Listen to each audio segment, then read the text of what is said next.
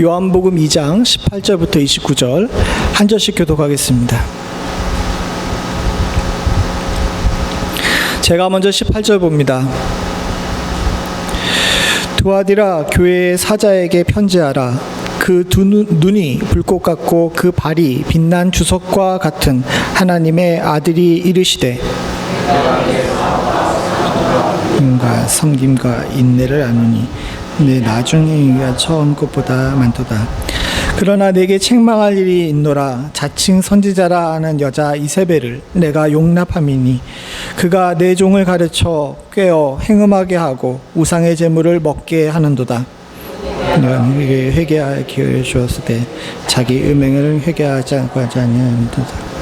볼지어다 내가 그를 침상에 던질 터이요 또 그와 더불어 간음하는 자들도 만일 그의 행위를 회개하지 아니하면 큰 환난 가운데 던지고 그 사막으로 그의 자녀를 죽이리니 모든 교회가 마음을 살피는 자인 줄을 알리라. 내가 너의 각 사람의 행위대로 갚아주리라. 두아디라에 남아있어 이 교훈을 받지 아니하고 소위 사탄의 깊은 것을 알지 못하는 너희에게 말하노니 다른 짐으로 너희에게 지울 것이 없노라. 그것을 내가 올 때까지 굳게 잡으라. 이기는 자와 끝까지 내 일을 지키는 그에게 만국을 다스리는 권세를 주리니 그가 철창을 가지고 그들을 다스려 질그릇을 깨트리는 것 같이 하리라. 나도 내 아버지께 받은 것이 그러하니라. 내가 또 그에게 새벽표를 주리라. 귀 있는 자는 성령이 교회들에게 하시는 말씀을 들을지어다. 아멘. 성령께서 교회들에게 하시는 말씀, 네 번째 시간으로 위기의 때에 교회들에게 주시는 위기 대응 매뉴얼로서의 네 번째 말씀입니다. 그 중에 오늘은 두아디라라는 곳에 있는 교회의 이야기를 하려고 하죠. 두아디라는 여기 지도에 보시게 되면 여기에 있습니다. 지금 지도는 저 밑바탕에 되는 지도는 현재의 지도이기 때문에 저 두아디라가 좀 육지 쪽으로 들어가 있는 것으로 보이는데 이 계시록이 쓰여졌을 당시에는 해안선이 훨씬 더 안쪽이었어요. 그래서 두아디라가 이제 그 바다에서 그렇게 멀지 않은 지역이었습니다. 저 지역이 뭐가 유명했냐 하게 되면 직물 산업으로 유명했어요. 그냥 좀 쉽게 얘기하게 되면 섬유 산업이죠. 옷감 만들고 염색하는 것으로 굉장히 유명했는데 지금에서야 워낙 우리들이 뭐 발달돼 가지고 옷 입고 사는 것이 그렇게 대단한 일은 아니지만은 저 당시까지만 해도 저 섬유 산업 자체가 오늘날 반도체랑 비슷한 겁니다. 아무나 할 수 있는 일이 아니고 굉장히 첨단 산업이었어요.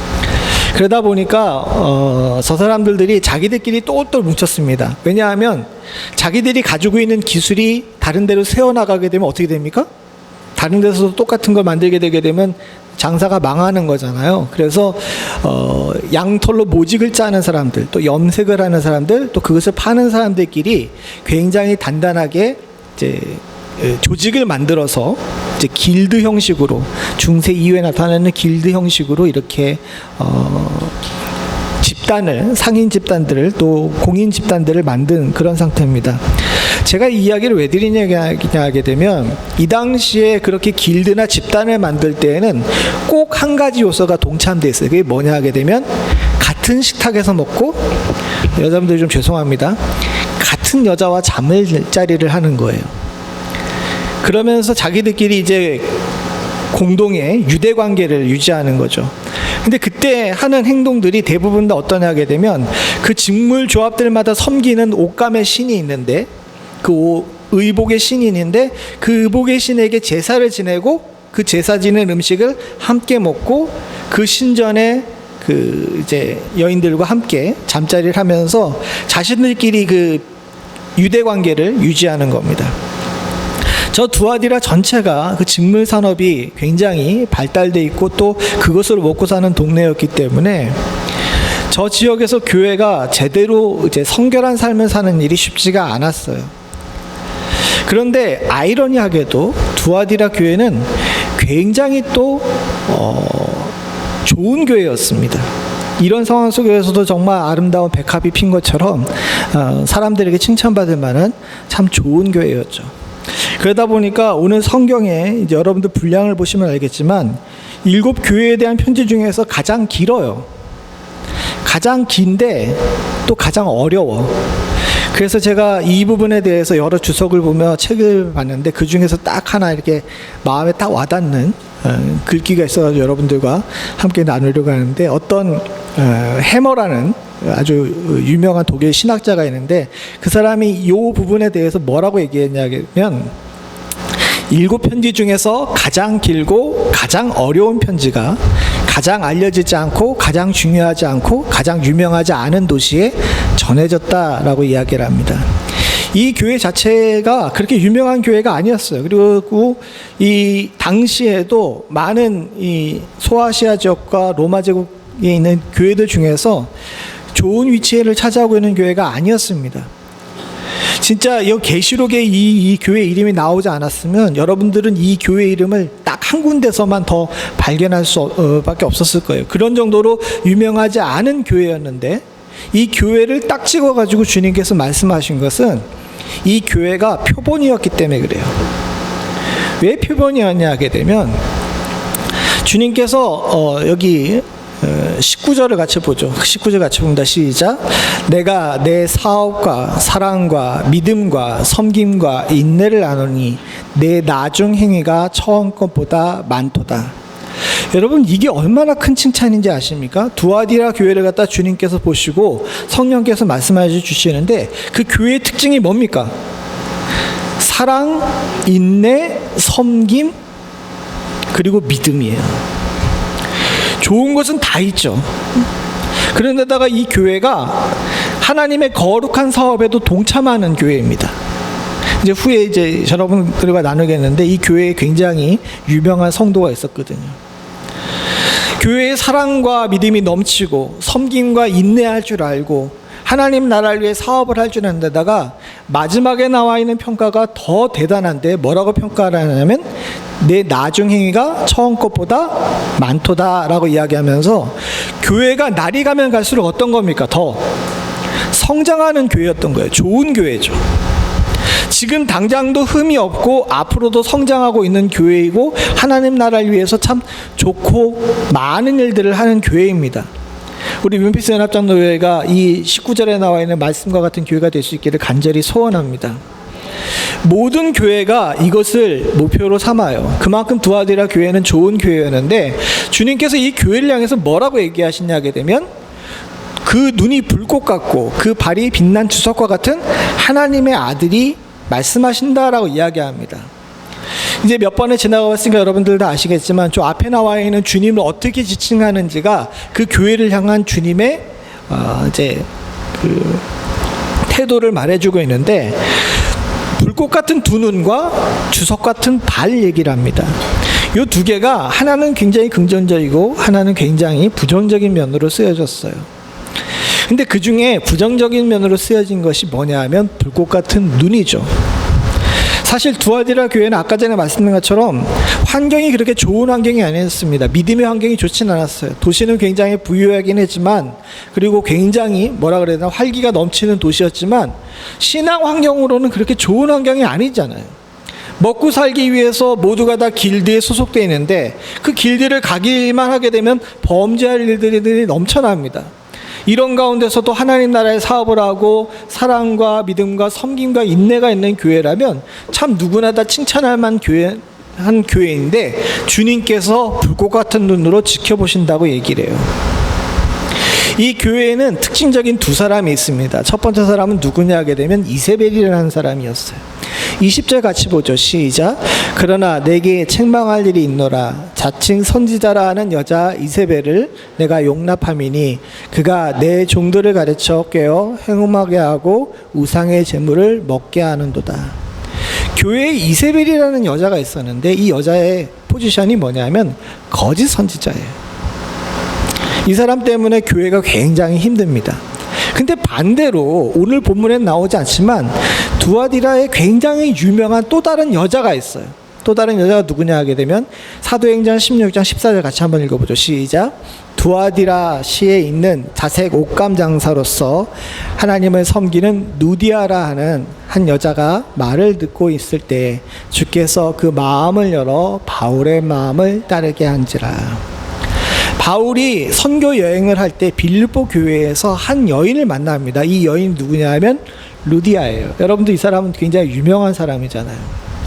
저 당시 자색옷감, 자주장사라고 이제 옛날 성경에 나와 있는데, 자색옷감을 판다는 것은 굉장히 부유한 것을 이야기합니다. 왜냐하면 그 당시에는 뭐 지금도 마찬가지지만 보라색으로 염색하는 것이 천연으로 보라색을 염색하는 것이 굉장히 어려워요. 그러다 보니까 저 자색옷감 자체가 같은 무게의 금값만큼 비쌌던 적도 있었습니다. 그런데 저 옷감만을 파는 장사를 하고 있다는 것은 뭐냐? 저 루디아가 돈도 많고 권력자들과 굉장히 친한 존재라는 거였죠. 근데 이 사람이 말씀을 들었어요. 빌립보에서 장사하러 왔다가 말씀을 듣게 된 거예요. 바울의 말씀을 따릅니다. 그리고 저 때부터 루디아가 평생토록 바울의 뒷바라지를 해요. 물질적인 뒷바라지를 합니다. 그래서 아까 전에 두아디라 교회를 얘기하면서 사업 얘기를 한 거 있잖아요. 이 이후로 두아디라 교회가 아마도 복음을 전하는 사도들과 목회자들의 그 이제 물질적인 후원을 굉장히 많이 했던 것 같습니다. 이 빌립보에서 하나님 말씀을 들었던 루디아가 어떻게 했겠습니까? 그 말씀을 듣고 자기 시인 두아디라로 가가지고 세운 교회가 오늘 우리가 보는 두아디라 교회예요. 그러니까 기초가 좋았던 겁니다. 그렇기 때문에 그 교회에 아까 말씀드린 사랑과 믿음과 섬김과 인내가 있을 수 있었던 거예요. 한편에는 루디아라는 아주 믿음의 본이 되는 그런 성도가 있는데, 한편에는 거짓 선지자 이세벨이 있는 거예요. 이게 사실은 교회의 아이러니입니다. 두아디라 교회가 아까 전에 말씀드린 것처럼 그 해머라는 신학자가 얘기한 것처럼 이제 표준이 되는 교회가 되는 이유는 오늘날 교회가 두아디라가 겪고 있는 이 문제를 항상 같이 갖고 있어요. 여러분들 우리 교회를 보죠. 제가 여러분들께 한 가지 질문할 테니까 여러분들 대답해 보세요. 우리 교회에 사랑이 있습니까? 믿음이 있습니까? 섬김이 있습니까? 인내가 있습니까? 그럼 하나님 나라의 사업을 열심히 합니까? 열심히 해요. 우리 교회만큼 이렇게 작은 교회가 열심히 선교하는 교회가 어디 있어? 그리고 앞으로 오늘보다 내일이 더 나은 교회가 될 줄로 믿습니다. 두아디라 교회는 우리 교회 같은 교회예요. 오늘날 볼 때 많은 교회들이 아주 기본적으로 굉장히 잘 이렇게 해가고 있습니다. 근데 문제는 뭐냐 하면 교회 안에 루디아와 이세벨이 있다는 거예요. 이건 모든 교회가 가지고 있는 문제입니다. 한쪽에서는 열심히 믿음의 기초를 쌓으면서 사랑과 인내와 섬김으로 사는 사람이 있는 반면에, 한쪽에서는 자꾸 하나님의 말씀을 왜곡하여 알고 그것을 다른 사람에게 전파하는 거짓 선지자들이 있게 된다는 거죠. 교회는 이 고민 속에서 항상 유혹을 받습니다. 오늘의 말씀에서도 나온 유혹이 마찬가지입니다. 이세벨이 유혹을 하는데 두 가지 유혹을 해요. 그것이 뭐냐 하게 되면 행음과 우상의 제물을 먹는 겁니다. 행음과 우상의 제물 딱 봐도 안 해야 되는 거잖아요. 더군다나 루디아가 기초를 세우고 믿음과 사랑과 인내와 섬김이 있는 좋은 교회인 두아디라 교회라면, 이 이세벨이 가르치고 있는 행음과 우상의 제물을 먹는 것 정도는 단호하게 아니야 라고 이야기할 수 있어야 되는데 이게 안 돼요. 이상하게 아무리 건강하고 좋은 교회라고 할지라도 이렇게 사단이 유혹하게 되고 사단이 한 번씩 툭 찌르게 되게 되면 교회가 순식간에 후루룩 넘어가지더라는 겁니다. 왜 그럴까요? 여러분 혹시 젠가라는 게임을 아십니까? 젠가, 아이들이 하는 게임인데, 아이들도 아니고 요즘 어른들도 하죠. 왜 이렇게 기다랗게 되어 있는 나무 토막들 이렇게 쌓아놓고 하나씩 이렇게 가위바위보 해가지고 빼는 거 있잖아요. 빼는 거예요. 여러분 그 젠가를 뺄 때 이렇게 하나씩 잘 빼야 됩니다. 근데 그때 주의해야 될 것이 있죠. 어떻게 빼야 되는 거예요? 이게 무게중심이 어떻게 있는지를 잘 계산하고 빼야 됩니다. 조심조심 빼는 것만큼 중요한 것이 뭐냐면 똑똑해야 돼요. 한쪽으로 이렇게 쏠려 있는데 고기 것을 빼게 되면 어떻게 돼요? 바로 우르르 무너지죠. 이쪽을 많이 뺐으면 어떻게 해야 돼? 다음에는 반대쪽 것을 빼야 되잖아요. 모든 구조물이 그런 것처럼 이게 무게중심점이 있는 겁니다. 젠가에서 있는 나무 토막처럼. 교회도 마찬가지예요. 교회가 아무리 건강하고 사랑과 믿음과 인내와 섬김이 충만하다 할지라도 어느 교회나 약한 부분이 있어요. 두아디라 교회에서 약한 부분은 먹고 사는 힘이었습니다. 당장 먹고 살려고 하니까 나가가지고 그 조합에 길드에 들어가 있어야 된다는 거예요. 근데 교회에서는 그렇게 가르치지 않아요. 이 둘 사이에 충돌이 벌어지는데, 만약에 여러분들 예를 들어 봅시다. 두아디라 교회가 성도가 한 사람이 와가지고 목회자인 그 당시 두아디라 목회자에게, 아유, 그 당시 장로라고 불렀으니까, 장로님, 제가 먹고 사는 문제 때문에 저 길드 모임에 가야 되는데, 가게 되면 음식도 먹어야 되고, 아시다시피 말로 담기 힘든 그런 일 해야 되는데 해야 됩니까? 말아야 됩니까? 라고 물어보게 되면 목회자는 뭐라고 대답을 해야 됩니까?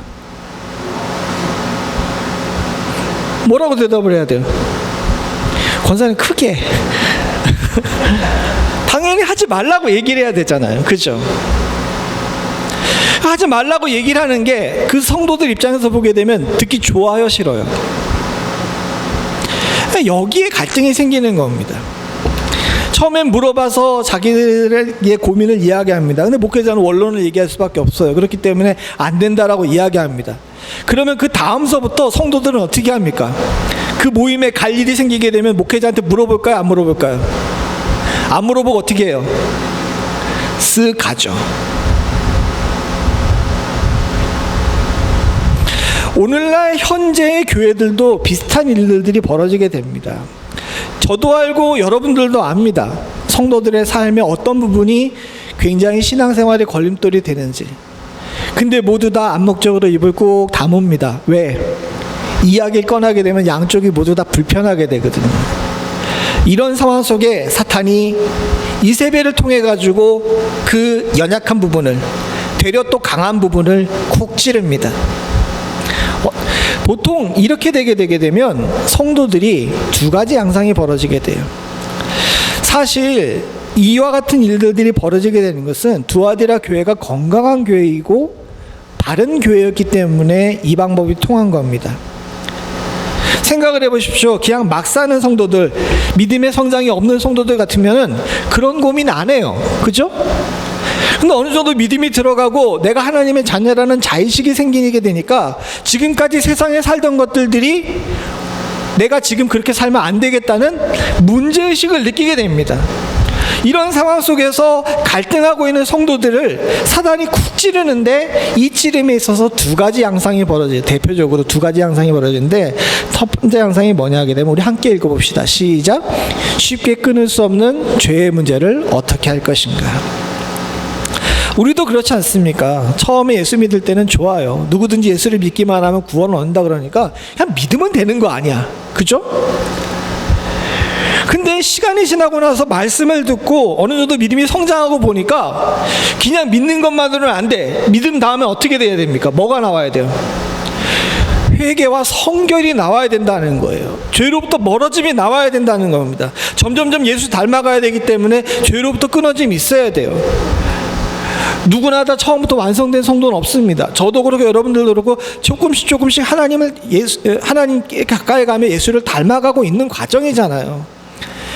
근데 문제는 뭐냐 하게 되면 이 과정 속에서 옛날부터 계속되어 왔던 내 성품과 환경으로 말미암은 죄를 끊어버리는 문제가 쉽지가 않다는 거예요. 이 쉽게 끊을 수 없는 죄의 문제는 성도가 성장하고 있다는 증거입니다. 이 부분에 대해 고민한다는 것은. 그리고 이 부분에 대해서 성경은 뭐라고 말씀하십니까? 이렇게 쉽게 끊을 수 없는 죄의 문제를 만나게 되면 너희는 어떻게 하라고 얘기를 해요? 오늘 본문에 계속 반복하잖아요. 이 죄의 문제를 만나면 어떻게 해야 된다고 얘기를 해요? 회개하라고 얘기하죠. 회개하라고 얘기합니다.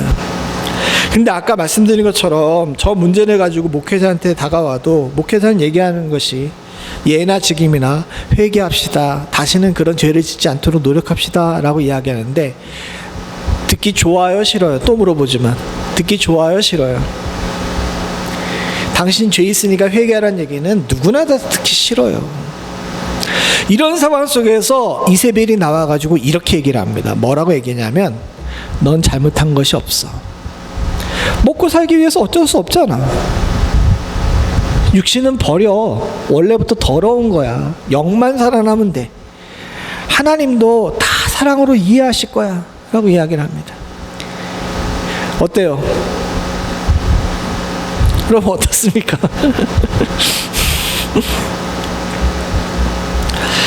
두아디라 교회가 믿음도 좋고 사랑도 많은 교회였기 때문에 저 이야기가 딱 먹혔던 거예요. 사실은 성도들이요, 어느 정도 믿음이 성장하게 되면 두 가지 갈림길이 있습니다. 회개하는 사람으로 살 것인가, 합리화하는 사람으로 살 것인가예요. 접근할 수 없는 죄의 문제를 만나게 되게 되면 주님께서는 회개할 것을 기대하고 계세요.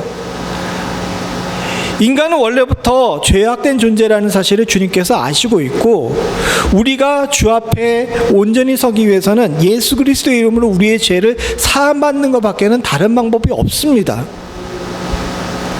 그런데 참 안타깝게도 인간은 믿으나 안 믿으나 교만해져요. 믿으나 안 믿으나 교만해요. 그러다 보니까 회개하는 것보다는 나의 귀에 듣기 편한 사람들의 이야기를 들으면서 스스로 합리화하려고 합니다. 주님께서 다 아셔. 덮어주실 거야. 내 상황과 처지 잘 아시잖아. 예, 주님께서는 여러분의 상황과 처지를 잘 아십니다. 그러나 반대로 불꽃 같은 눈으로 저와 여러분들이 스스로와 합리화하면서 하나님을 도구화하는 것 또한도 지켜보고 계신다는 사실을 알아야 한다는 것이 오늘 말씀에 주시는 핵심입니다. 두 번째 문제가 있어요. 두 번째 문제는 뭐냐면 같이 읽어보죠. 시작. 더 신비로운 보물을 알고 싶어. 처음에는 말씀을 듣고 성경을 읽습니다. 꿀과 송이꿀처럼 다른 말씀인데다가 성령께서 우리들에게 귀를 열어주시게 되게 되면 말씀으로 선포되는 이런 모든 말씀들이 굉장히 듣기가 좋아요. 그리고 갈급하게 됩니다. 말씀에 대한 갈급이 있는 것은 나쁜 것이 아니죠. 근데 여러분들 한 가지 꼭 아셔야 되는 것이 있어요. 성경은 모든 것을 우리들에게 알려주시지만 모든 것을 구체적으로 알려주시진 않습니다. 가장 대표적인 것이 뭐냐면 여러분, 이 땅에 종말이 있어요, 없어요? 예, 이것까지는 성경이 알려주셨잖아요. 그죠? 근데 이 땅에 종말이 있다는 걸 알게 되면 우리가 그 다음에 궁금한 것이 있잖아요. 그 다음에 궁금한 건 뭐예요? 언제잖아요. 언제 종말이 있느냐는 거죠. 제자들도 마찬가지였어요. 예수님께서 이 땅에 종말이 있다는 사실을 가르쳐 주셨어요. 그랬더니 제자들이 뭐라고 얘기합니까? 예수님께 언제입니까? 라고 물어보죠. 그때 주님께서 뭐라고 얘기하셨는지 저와 여러분들은 잘 아십니다. 뭐예요? 시와 때는 아버지께서만 아신다. 사랑하는 성도님들, 예수님도 모른다라고 이야기를 하시는 거예요. 아까 전에 제가 말씀드린 것처럼 성경은 모든 것을 알려주지만 모든 것을 구체적으로 알려주시진 않아요. 근데 문제가 생깁니다. 어느 정도 믿음이 성숙하게 되고 두아디라처럼 건강한 교회가 되게 되면 요 구체적인 부분이 알고 싶은 거예요. 주님께서 알려주시는 것, 말씀이 하시는 것까지만 알면 되는데 그 빈자리, 요 빈틈을 갖다가 꼭 채우고 알고 싶어하는 마음이 생기더라는 겁니다. 성경은 이런 문제를 만나고 있는 성도들에게 뭐라고 얘기하시냐면 그냥 믿음으로 채우라라고 이야기를 하십니다. 이게 성경의 방법이에요. 여러분들, 목회자가 모든 것을 다 아는 거 아닙니다. 그러니까 저한테 와가지고 물어보시는데 제가 몰라요라고 얘기하면 여러분, 제가 무식하고 모자란 것이 아니라 성경에서 얘기하지 않는 부분이에요. 근데 예나 지금이나 동서양을 막론하고 성도들은 목회자들이 무당이 되기를 바래요.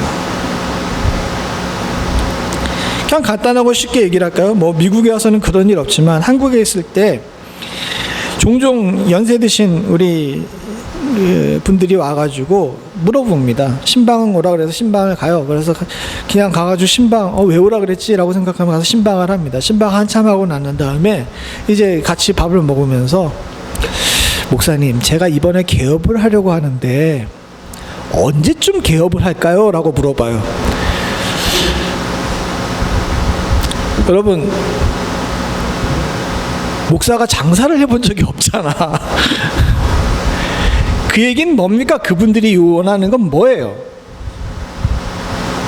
마치 점집에 가가지고 언제 개업을 하고 이사날 받고 하는 옛날의 그 습성들을 그대로 가지고 있는 겁니다. 그리고 와가지고 목회자들한테 그런 것들을 이야기를 하죠. 앉은 자리에서 절대로 화내진 않지만 그럴 때마다 항상 되게 마음이 아파요. 믿음의 성숙을 이루신 우리 사랑하는 성도님들은 그렇게까지는 안 하십니다. 그런데 문제가 있어요. 문제가 뭐냐면 저 믿음으로 채워라는 부분들에 대해서 내가 그래도 공부도 많이 하고 좋은 대학을 나왔고 신앙생활도 오래 했는데 이걸 어떻게 참냐는 겁니다. 그러다 보니 소위 말해서 온갖 도구와 방법을 사용해가지고 저 빈칸에 대해서 얘기하는 사람들을 쫓아가게 돼요. 이런 사람들을 우리는 뭐라고 얘기하냐면 이단이라고 얘기를 합니다. 거짓 선지자들을 만나게 되는 거죠. 나랑 같이 비밀 성공 공부 안 할래? 다른 사람들은 잘 몰라서 알지 못하는 것이지만 난 특별한 사람이라 구체적이고 깊은 이야기를 너에게 해줄 수가 있어. 동서고금을 막론하고 이단이 먹히는 이유가 저기에 있습니다. 여러분들 이단에 빠져있는 사람들, 우리 아까 전에 교사 성경 공부할 때도 예를 들었지만 신천지에 빠져있는 사람들을 보게 되게 되면 대부분 다 소위 말해서 배운 사람들이에요. 대학 교수들도 많고 의사들도 많고 변호사들도 많습니다. 저 사람들이 저렇게 공부 많이 한 사람들이 왜 저기에 빠질까라고 생각을 하는데 사실 저 문제 때문에 그러는 거예요. 믿음으로 채우라고 주께서 말씀하신 부분을 인간의 궁금증과 내가 다른 사람보다 더 오래 믿었고 더 똑똑하기 때문에 더 많이 알아야 된다는 우월감 때문에 소위 말해서 거짓 선지자들의 저 비밀스러운 이야기들에 자꾸 넘어가게 되는 거죠. 오늘 성경도 그것을 지적합니다. 뭐라고 얘기하냐면 죄송합니다. 여기 좀 빼먹었는데 24절 같이 한번 읽어보죠. 같이 봅니다. 시작. 두아디라에 남아있어 이 교훈을 받지 아니하고 소위 사탄의 깊은 것을 알지 못하는 너희에게 말하노니 다른 짐으로 너희에게 지울 것이 없노라. 이 사탄의 깊은 것, 여기에 자꾸 넘어가는 겁니다. 사탄들이 꼬시면서 아까 전에 말씀드린 요 비어있는 구체적인 부분들을 대해서 이야기를 합니다. 처음에는 그 이야기들이 솔깃해요. 언제인지 모른다고? 야, 내가 성경을 봐서 이렇게 계산해 보니까 숫자 몇 개를 조합해 보니까 언제쯤이더라 얘기하게 되면 여러분들 잘 못 믿는 사람들이 넘어갈까요? 잘 믿는 사람들이 거기에 넘어갈까요? 잘 믿는 사람들이 넘어가요. 소위 말해서 잘된 교회, 건강한 교회 성도들이 훨씬 더 저 함정에 잘 빠진다는 겁니다. 마지막 때가 될수록 이런 일들은 더 많아져요. 교회 주변에 거짓 선지자들이 넘쳐나서 소위 잘 믿겠다고 믿음 안에서 충성하면서 살고 있는 사람들을 꼬시고 넘어뜨리는 일을 더 열심히 하게 됩니다. 이런 사람들을 향해서 이렇게 되게 되면 여러분 어떻게 되냐 하게 되면 이런 현상들이 벌어지게 되죠. 어떻게 됩니까? 간음하게 되고 우상의 제물을 먹게 됩니다. 20절에 나온 것처럼 간음하고 우상의 제물을 먹게 되는데, 이거에 우리에게는 어떻게 나타나냐 하게 되면, 여러분들 교회 안에 죄에 대해 관용하게 돼요. 교회는 사랑의 장소이기 때문에 허물이 많은 사람들을 용서하고 사랑할 수는 있습니다. 근데 사람은 용서하고 사랑을 해도 죄는 어떻게 해야 됩니까? 단호하게 배격해야 돼요. 미국 교회가 대단히 크게 실수한 일이 있는데, 지금도 많은 교회들이 이것을 후회하고 있는데, 한창 동성연애가 막 일어날 때였습니다. 그때 교회는 두 표로 나눠져요. 동성연애는 절대로 안 된다는 편과, 한쪽에서는 예수님도 사랑으로 창녀와 세리들을 거뒀는데 저 사람들을 향해서 교회 문을 열어줘야 된다는 것이었습니다. 여러분, 무엇이 맞습니까? 오지 못하게 완전히 막아야 돼요? 아니면 문을 열어줘야 돼요? 둘 다 틀렸어요. 저들이 들어오면서 과거에 했었던 그 나쁜 습속들과 죄를 갖다가 교회 밖에 두고 들어오라고 했었어야 되는데, 이거를 제대로 못한 겁니다. 처음에는 그렇게 들어와도 교회가 충분히 소화할 수 있을 거라고 생각했어요. 그런데 안타깝게도 딱 50년 만에 미국의 교회들이 소위 말해서 동성연애를 갖다가 교회 안에 허락하는 것이 허락하지 않는 교회들보다 더 많아지게 됐습니다. 교회가 세상에 먹힌 거예요. 이세벨이 그만큼 위험한 것입니다. 사랑하는 성도님들, 그렇게 교회 문을 열어서 저들을 받아들인 교회들은요, 대부분 다 도시에 있는 교회들이었어요. 소위 말해서 배운 사람들이 다니는 교회들이 교회 문을 열어줬다는 겁니다. 자기들은 충분히 잘 배웠기 때문에, 성경 공부 오래 했기 때문에, 믿음으로 오래 살았기 때문에 이거 잘 소화할 수 있을 줄 알았어요. 근데 그렇지 않아요. 말씀에 나온 것처럼 죄는 누룩과 같아가지고 순식간에 번져버립니다. 이렇게 되게 되면 어떻게 되는지 아십니까? 아주 무서운 얘기를 하는데, 22절부터 23절 여기 앞부분에 나온 것까지만 한번 읽어보겠습니다. 시작. 보라, 나는 그를 명상에 던지겠다. 그와 더불어 간음하는 자들도 그와 행위를 회개하지 않으면 큰 환난을 당하게 하겠다. 그리고 나는 그의 자녀들을 반드시 죽게 하겠다. 우리 성경이 아니라 표준세 번역이 훨씬 번역이 우리들 이해하기 쉽게 돼서 표준세 번역을 하는데, 병상에 던져버리겠대요. 우리 성경이 침상에 던져버린다고 돼 있죠? 저기 병들게 만들겠다는 겁니다. 그리고 어떻게 하시겠다는 겁니까? 환난을 하겠다라고 이야기하시고 반드시 죽여버리시겠대요. 아주 무서운 얘기입니다. 사랑하는 성도님들, 이렇게 잘 믿는 교회에게 왜 이런 무서운 말씀을 하시게 되는지 저와 여러분들이 경계를 삼아야 됩니다. 모든 교회는 내가 사람의 생각과 마음을 꿰뚫어 보고 있다는 것을 알게 될 것이다. 나는 너희가 각각 행한 대로 갚아주겠다. 좋은 교회, 믿음과 사랑과 인내와 섬김이 있는 교회가 쉽게 빠지기 쉬운 것이 뭐냐면, 잘 믿기 때문에 교만한 겁니다. 이때 우리가 주의하고 또 주의해야 되는 것은, 우리가 사람의 눈앞에서 신앙생활하는 것이 아니라 불꽃 같은 하나님의 눈앞에서, 주님의 눈앞에서, 우리의 마음의 중심을 꿰뚫어 보시는 주님의 눈앞에서 신앙생활한다는 사실을 잊지 않으셔야 될 줄로 믿습니다. 저 여러분들이 이것 잊지 않을 수 있기를 바랍니다. 24절, 아까 전에는 윗부분을 읽었는데 밑에 부분을 같이 한번 읽어보죠. 시작. 그러나 두아디라에 있는 사람들 가운데서 그 가르침을 받아들이지 않는 사람들, 곧 사탄의 깊은 흉계에 물르지 않는 사람들인 너희 남은 자들에게 내가 말한다. 나는 너희에게 다른 짐을 지우지 않겠다. 저 다른 짐을 지우지 않겠다는 건 무슨 얘기냐 하게 되면, 너희들에게 다른 것을 기대하지 않겠다는 거예요. 왜? 이미 믿음과 사랑과 인내와 섬김이 있기 때문에 그래요. 저것만 빼게 되면 이거 유지하면 된다는 거죠. 사랑하는 성도님들, 지금 아까 전에 여러분들에게 하나하나 여쭤봤을 때 여러분들이 모두 다 그렇게 하고 있다고 말씀하셨습니다. 우리 교회는 19절에 나온 것과 같은 두아디라 교회의 좋은 점을 가지고 계신 줄로 믿습니다. 이 상황 속에서 저와 여러분들은 조금 전에 말씀드린 죄에 대해 관용하고 또 이단에 빠지지 않는 것만 잘하면 주님께서 지금 하는 거 칭찬하고 계시는 거예요.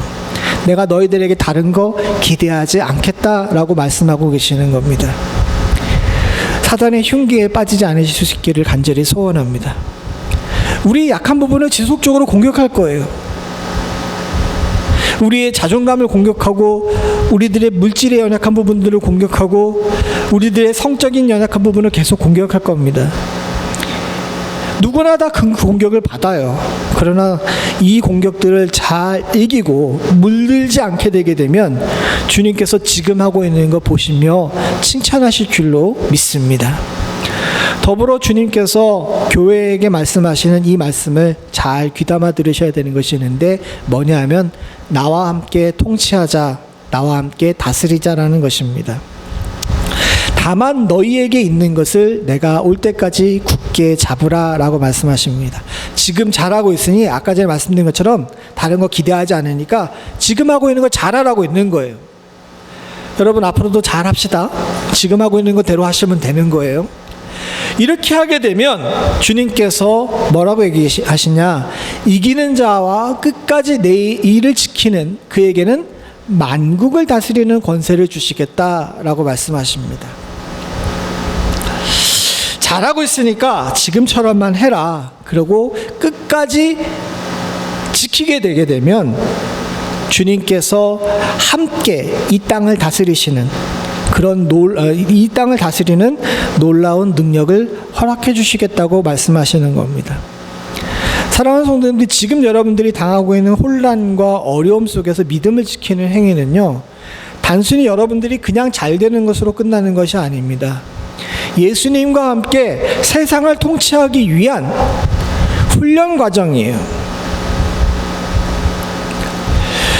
여러분들이 한국 역사를 잘 아시지만 조선시대 왕이 되기 위해서는요, 왕이 되기 전에 세자 시절에 얼마나 많이 공부하는지 아십니까? 아침부터 저녁까지 내내 공부해요. 왜 왕 되기 전에 왕자들, 잘 먹고 잘 살고 갖고 자기 마음대로 할 것 같은 사람들을 왜 그렇게 열심히 공부시킬까요? 오늘날도 마찬가지입니다. 소위 말해가지고 대기업에 기업에 상속받을 만한 그런 대상이 되는 사람들은 얼마나 최선을 다해서 그 기업이 모든 노력을 다 기울여 공부시키는지 몰라요. 왜? 그가 때가 됐을 때에는 책임을 지고 기업이나 국가를 다스려야 될 의무가 있기 때문에 그래요. 우리도 마찬가지입니다. 사랑하는 성도님들, 우리는요, 세상을 다스릴 통치 예비군입니다. 주님이 오시는 그때에는요, 주님과 함께 온 땅을 다스리게 됩니다. 20시째 같이 한번 읽어보죠. 시작. 그가 철창을 가지고 그들을 다스려 질그릇을 깨트리는 것과 같이 하리라. 나도 내 아버지에게 받은 것이 그러하니라. 이게 시편 2장 9절에 나온 말씀이거든요. 이 말씀이 무슨 풀이냐 하게 되면 주님께서 오셨을 때 세상을 주석과 같은 발로 눌러 다스리겠다는 겁니다. 근데 이 일에 26절과 28절에 나온 것처럼 너희가 함께 할 거라는 겁니다. 그 일을 함께 하기 위해서는요, 사랑하는 성도님들, 우리가 아까 전에 말씀드린 것처럼 국가와 기업을 물려받는 사람들이 하는 것처럼 열심히 훈련받고 공부해야 되는 거예요. 그리고 그 자리가 바로 지금 이 자리인 겁니다. 주님은 여러분들의 상황 잘 알고 계십니다. 쉽지가 않죠. 두아디라 교회가 겪고 있는 문제처럼 먹고 살기 위해서 정결하게 사는 일이 쉽지가 않아요. 그런 가운데서 사단은 툭 들어와가지고 우리의 연약한 부분들을 위로하는 것처럼 이야기하면서 타락하게 만듭니다.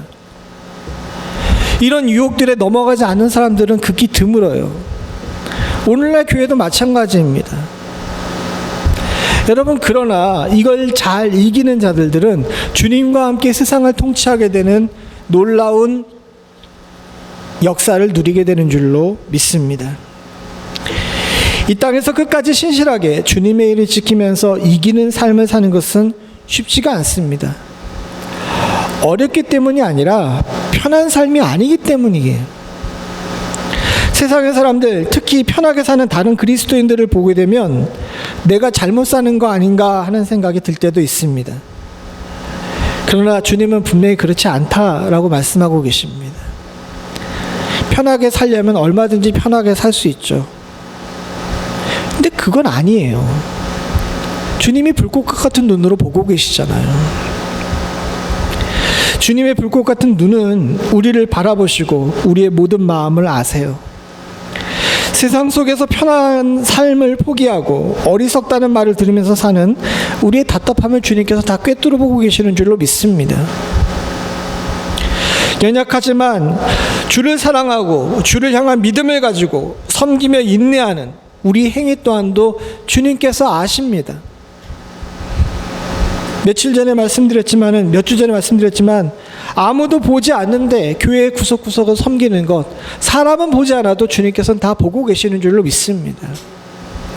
여러분들이 가정에서도 마찬가지입니다.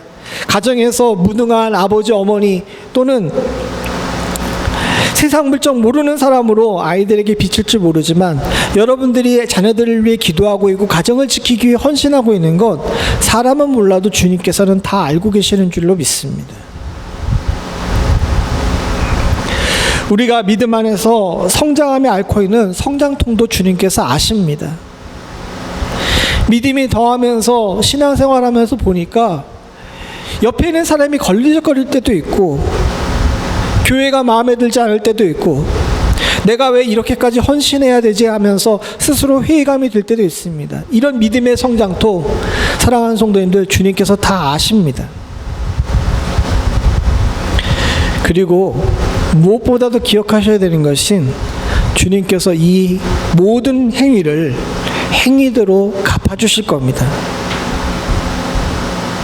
잘못한 자들에게 정말 죽여버리시겠다고 얘기하실 정도로 단호하게 말씀하시는 주님이시지만 반대로 이야기하게 되면 우리가 그렇게 고민과 고통 속에서도 이 쉽지 않은 신앙생활 속에서 성결하게 살려고 하는 이것 주님께서 다 아신다는 거예요. 그리고 그 아심을 우리의 행위대로 갚아주실 거라는 사실 또한도 저와 여러분들이 분명히 기억하시기를 간절히 소원합니다. 위기의 때에 위기인 것 아는 것도 중요하지만 더불어 저와 여러분들이 기억해야 되는 것이 뭐냐 하면 그 위기의 순간에 개구리처럼 죽지 않는 거예요. 태풍이 오고 토네이도가 오는 것은 쉽게 압니다. 근데 제가 언제도 말씀드렸지만 미국에서 날씨로 죽는 사람들 중에서 제일 많이 죽는 사람들이 뭐 때문에 죽는다고요? 더위 때문에 죽어요. 홍수가 나거나 산불이 나거나 바람 때문에 죽는 사람들보다 더위로 죽는 사람들이 많습니다. 왜 그럴까요? 마치 수조척에 개구리를 넣어놓고 물을 끓이게 되게 되면 개구리가 그 솥안에서 삶아서 죽는 것처럼 의외로 인지하지 못하는 가운데 위험이 다가오기 때문에 그렇습니다. 교회가 교회로서의 역할을 제대로 감당하고 지금 현재에만 만족하면서 그대로 있게 되게 되면요, 안타까운 이야기지만 개구리처럼 죽습니다. 그렇게 주님께서는 흠이 없는 두아디라 교회를 향하여서 내가 너 불꽃 같은 눈으로 지켜보고 있으니까 긴장하라고, 잘하고 있는 교회에게 한 번 더 잘하라고 등 떠밀어 주시는 줄로 압니다. 오늘 우리 교회에도 마찬가지인 줄로 믿습니다. 사랑하는 성도님들, 우리 교회 잘하고 있습니다. 그냥 제가 여러분들에게 듣기 좋으라고 드리는 말씀이 아니라 말씀대로 살려고 노력하시고 믿음과 사랑으로 살고 계시잖아요. 섬김과 인내로 어려운 시기를 잘 이기고 계시는 줄로 믿습니다. 그래서 제가 노회나 다른 목회자들 모임에 갈 때 우리 교회 성도들 자랑 많이 합니다. 그래서 미안한 얘기지만 제가 우리 교회 떠나기 기다리고 있는 목사님들도 많아요. 왜 그럴까요? 제가 우리 교회 떠나면 어떻게 되냐? 그 자리 자기들이 오고 싶어서 그렇지. 교회 성도들 자랑을 너무 많이 해가지고. 그런데 아무리 그런 좋은 교회를 할지라도 주님이 불꽃 같은 눈으로 쳐다보고 계시다는 사실을 잊어버리게 되게 되면 쏟아내는 개구리가 된다는 사실을 잊지 않을 수 있기를 소원합니다. 두아디라 교회를 향한 주님의 사랑을 여러분들 느끼시길 바랍니다. 이 귀하고 소중한 교회가 망가지지 않기를 바라신 거예요. 그 주님의 마음은 오늘 우리 교회를 향해서도 똑같은 마음이신 줄로 믿습니다. 사랑과 믿음, 인내와 섬김이 있는 귀한 교회가 끝까지 자기 자리를 지켜서 주 앞에 칭찬받고 상받는 그때 그 자리에 멤피스 연합장로교회가 있기를 주께서 바라시는 줄로 믿습니다. 성령이 교회들에게 하시는 말씀에 귀 기울이실 수 있기를 소원합니다. 같이 기도하시겠습니다. 하나님 아버지, 주님께서 우리들에게 좋은 교회 허락하시고 믿음을 아는 성도들이, 사랑으로 섬길 줄 아는 성도들이, 믿음 가운데서 세상을 인내하며 살 줄 아는 성도들을 함께 모아주신 은혜에 감사드립니다. 바라고 소원하기는 이 복된 교회 안에서 주여 우리들이 사단의 괴계에 넘어가지 않을 수 있도록 주님 도와주심으로 회개하고 오직 믿음으로만 살 줄 아는 지혜를 갖게 하여 주시옵소서. 불꽃과 같은 눈으로 지켜보시는 주님의 그 지켜보심이 있음을 기억하게 하시고 사람의 눈앞에서가 아닌 예수 그리스도의 눈앞에서 사는 온전한 교회 되게 하여 주시옵소서. 주께서 우리 교회가 끝까지 승리하기를 바라시는 것 저희들이 기억하게 하여 주시옵고 바라고 소원하기는 주님 오시는 그날 주님과 함께 왕노릇하는 능력이 우리 멤피스 연합장로교회 가운데 임하게 하여 주시옵소서. 우리에게 있는 것을 주님이 오실 때까지 굳게 붙잡을 줄 아는 복된 교회가 되기를 간절히 소원하오며 모든 말씀 예수님의 이름으로 기도드리옵나이다. 아멘.